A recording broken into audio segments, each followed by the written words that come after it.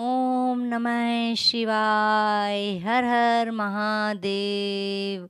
जय भोलेनाथ की। आज हम आपको लिंग पूजन का महत्व के बारे में जानकारी देंगे। ब्रह्मा और विष्णु भगवान शिव को प्रणाम कर चुपचाप उनके दाएं बाएं भाग में खड़े हो गए। उन्होंने पूजनीय महादेव जी को श्रेष्ठ आसन पर बिठाकर पवित्र वस्तुओं से उनका पूजन किया। दीर्घकाल तक स्थिर रहने वाली वस्तुओं को पुष्प वस्तु तथा अल्पकाल तक टिकने वाली वस्तुओं को प्रकृति वस्तु कहते हैं।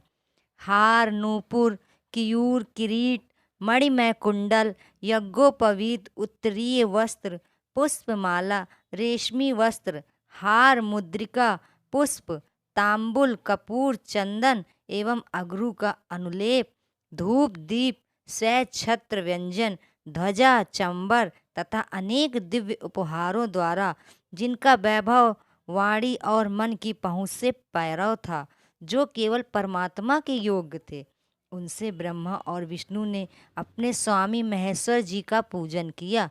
इससे प्रसन्न होकर भगवान शिव ने दोनों देवताओं से मुस्कुरा कर कहा, पुत्र, आज तुम्हारे द्वारा की गई पूजा से मैं बहुत प्रसन्न हूँ। इसी कारण यह दिन परम पवित्र और महान होगा। यह तिथि शिवरात्रि के नाम से प्रसिद्ध होगी और मुझे परम प्रिय होगी। इस दिन जो मनुष्य मेरे लिंग अर्थात निराकार रूप की या मेरी मूर्ति अर्थात साकार रूप की दिन रात निराहार रहकर अपनी शक्ति के अनुसार निश्चल भाव से यथोचित पूजा करेगा, वह मेरा परम प्रिय भक्त होगा। पूरे वर्ष भर निरंतर मेरी पूजा करने पर जो फल मिलता है, वह फल शिवरात्रि को मेरा पूजन करके मनुष्य तत्काल प्राप्त कर लेता है। जैसे पूर्ण चंद्रमा का उदय समुद्र की वृद्धि का अवसर है, उसी प्रकार शिवरात्रि की तिथि मेरे धर्म की वृद्धि का समय है। इस तिथि को मेरी मास में आर्द्रा नक्षत्र से युक्त पूर्णमासी या प्रतिपदा को ज्योतिर्मय स्तंभ के रूप में प्रकट हुआ था। इस दिन जो भी मनुष्य पार्वती सहित मेरा दर्शन करता है अथवा मेरी मूर्ति या लिंग की झांकी निकालता है, वह मेरे लिए कार्तिकेय से भी अधिक प्रिय है। इस शुभ दिन मेरे दर्शन मात्र से पूरा फल प्राप्त होता है। यदि दर्शन के साथ मेरा पूजन भी किया जाए तो यह इतना अधिक फल प्राप्त होता है कि वाणी द्वारा उसका वर्णन नहीं किया जा सकता है।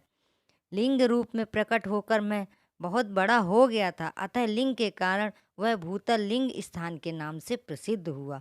जगत के लोग इसका दर्शन और पूजन कर सके, इसके लिए यह अनादि और अनंत ज्योति स्तंभ अथवा ज्योतिर्मय लिंग अत्यंत छोटा हो जाएगा।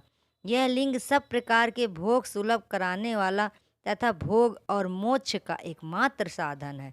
इसका दर्शन, स्पर्श और ध्यान प्राणियों को जन्म और मृत्यु के कष्ट से छुड़ाने वाला है। शिवलिंग के यहाँ प्रकट होने के कारण यह स्थान अरुणाचल नाम से प्रसिद्ध होगा। बड़े बड़े तीर्थ प्रकट होंगे, इस स्थान पर रहने या मरने से जीवों को मोक्ष प्राप्त होगा। मेरे दो रूप हैं, साकार और निराकार। पहले मैं स्तंभ रूप में प्रकट हुआ, फिर अपने साक्षात रूप में। ब्रह्म भाव मेरा निराकार रूप है तथा महेश्वर भाव मेरा साक्षात रूप है। यह दोनों ही मेरे सिद्ध रूप हैं। मैं ही पार ब्रह्म परमात्मा हूँ। जीवों पर अनुग्रह करना मेरा कार्य है। मैं जगत की वृद्धि करने वाला होने के कारण ब्रह्मा कहलाता हूँ। सर्वत्र स्थित होने के कारण मैं ही आप सबकी आत्मा हूँ। सर्ग से लेकर अनुग्रह तक जो जगत संबंधी 5 कृत्य हैं, वे सदा ही मेरे हैं। मेरी बहुरूपता का बोध कराने के लिए पहले लिंग प्रकट हुआ, फिर अज्ञात ईश्वरात का साक्षात्कार करने के लिए मैं जगदीश्वर रूप में प्रकट हुआ। मेरा सकल रूप ईश्वर है और निष्कल रूप मेरे ब्रह्म स्वरूप का बोध कराता है। मेरा लिंग स्वरूप है और मेरे सामीप्य प्राप्ति कराने वाला है। मेरे लिंग की स्थापना करने वाले मेरे उपासक को मेरी समानता की प्राप्ति हो जाती है तथा मेरे साथ एकत्व का अनुभव करता हुआ संसार सागर से मुक्त हो जाता है। वह जीते जी परमानंद की अनुभूति करता है और शरीर का त्याग कर शिवलोक को प्राप्त करता है, अर्थात मेरा ही स्वरूप हो जाता है।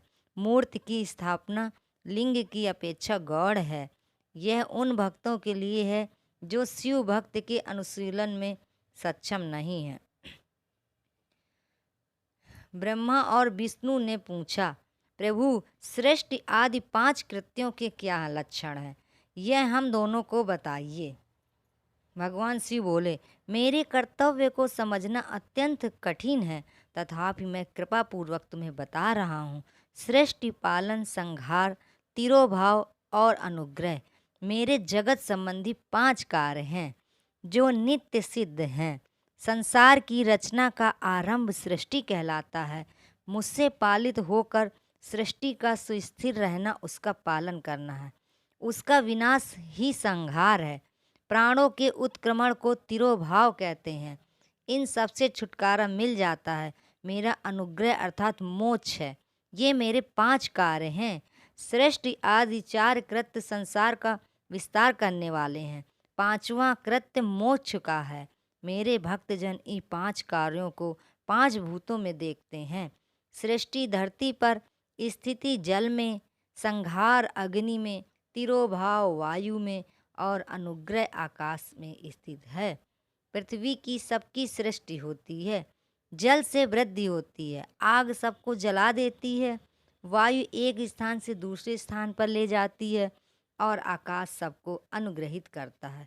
इन 5 कृत्यों का भार वहन करने के लिए मेरे 5 मुख हैं। 4 दिशाओं में मेरे 4 मुख हैं और इनके बीच में 5वां मुख है। पुत्रों, तुम दोनों ने मुझे तपस्या कर सृष्टि और पालन 2 कार्य प्राप्त किए हैं।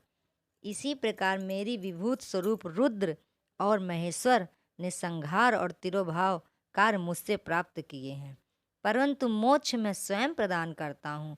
मैंने पूर्व काल में अपने स्वरूप भूत मंत्र का उपदेश किया है, जो ओमकार रूप से प्रसिद्ध है। यह मंगलकारी मंत्र है। सर्वप्रथम मेरे मुख से ओंकार प्रकट हुआ है, जो मेरे स्वरूप का बोध कराता है। इसका स्मरण निरंतर करने से मेरा ही सदा स्मरण होता है।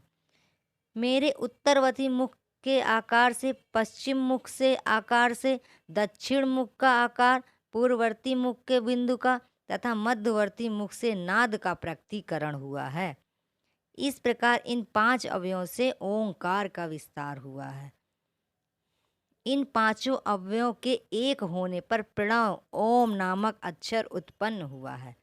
जगत में उत्पन्न सभी स्त्री पुरुष इस प्रणव मंत्र से व्याप्त हैं।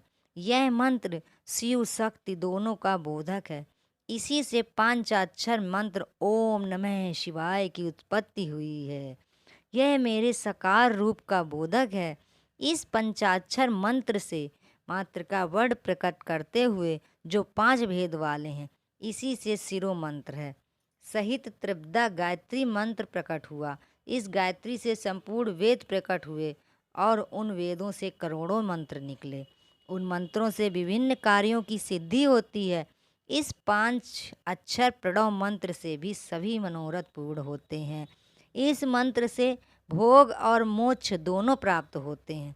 श्री नंदकेश्वर कहते हैं, जगदम्बा उमा गौरी पार्वती के साथ बैठे महादेव ने उत्तरवर्ती मुख बैठे ब्रह्मा और विष्णु को पर्दा करने वाले वस्त्र से आच्छादित कर उनके मस्तक पर अपना हाथ रखकर धीरे धीरे उच्चारण कर उन्हें उत्तम मंत्र का उपदेश दिया। 3 बार मंत्र का उच्चारण करके भगवान शिव ने उन्हें शिष्यों के रूप में दीक्षा दी।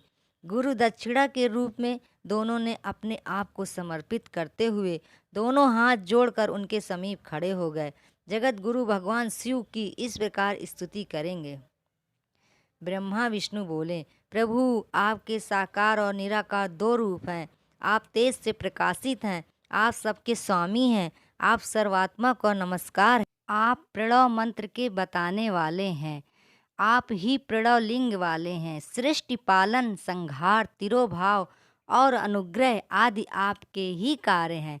आपके 5 मुख हैं, आप ही परमेश्वर हैं, आप ही सबकी आत्मा हैं, ब्रह्म हैं। आपके गुण और शक्तियाँ अनंत हैं। हम आपको नमस्कार करते हैं। इन पंक्तियों से स्तुति करते हुए गुरु महेश्वर को प्रसन्न कर ब्रह्मा और विष्णु ने उनके चरणों में प्रणाम किया। महेश्वर बोले, आर्द्रा नक्षत्र में चतुर्दशी को यदि इस प्रणव मंत्र का जाप किया जाए तो यह अच्छे फल देने वाला होता है। सूर्य की संक्रांति में महा आर्द्रा नक्षत्र में एक बार किया गया प्रणव जप करोड़ों गुना जप का फल देता है। मृगशिरा नक्षत्र का अंतिम भाग और पुनर्वसु का शुरू का भाग होम और तर्पण के लिए सदा आर्द्रा नक्षत्र के समान ही है। मेरे लिंग का दर्शन प्रातःकाल अर्थात मध्याह्न से पहले करना चाहिए।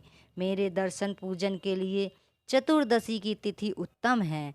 पूजन करने वालों के लिए मेरी मूर्ति और लिंग दोनों समान है। फिर भी मूर्ति की अपेक्षा लिंग का स्थान ऊंचा है, इसलिए मनुष्यों को शिवलिंग का ही पूजन करना चाहिए।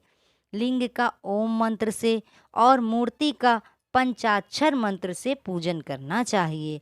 शिवलिंग की स्वयं स्थापना करें या दूसरों से स्थापना करवा कर उत्तम द्रव्यों से पूजा करने से मेरा पद सरल हो जाता है।